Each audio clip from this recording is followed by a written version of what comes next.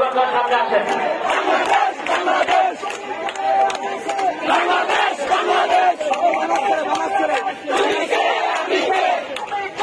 আমি কিন্তু কমে বলতে চাই যে দিল্লির নতুন হাসিনা কিন্তু এখনো কিন্তু তার হয়ে গেছে।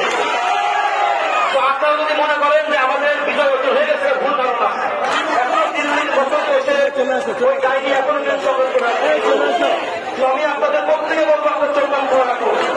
যেহেতু আমি মতবিন্দু সভা আমি বলতে চাই, আমার সমাজে আমি কেন্দ্রীয় সমাজে বলতে চাই যে আপনারা উপদেষ্টা আপনার সন্তান হোক 1-11 এখনো কিন্তু সুযোগ দেখতেছিলেন, তারা সেই পরিমাণ দিয়ে দেন আপনারা।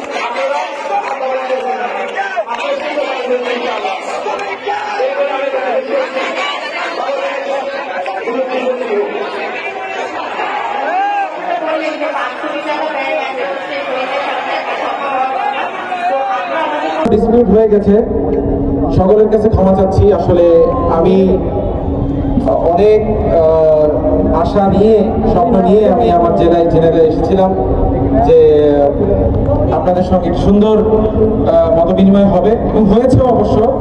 কিন্তু অনাকাঙ্ক্ষিত যে ঘটনাটি ঘটেছে তার জন্য আমি পার্সোনালি আপনাদের সকলের কাছে ক্ষমা চেয়ে নিচ্ছি। এখানে অনেক বিশিষ্ট মানুষজন উপস্থিত হয়েছেন, গুরুজনেরা উপস্থিত হয়েছেন, বিভিন্ন রাজনৈতিক দলের ব্যক্তিবর্গ উপস্থিত হয়েছেন। আপনাদের সকলের কাছে কৃতজ্ঞতা জানাই। প্রথমত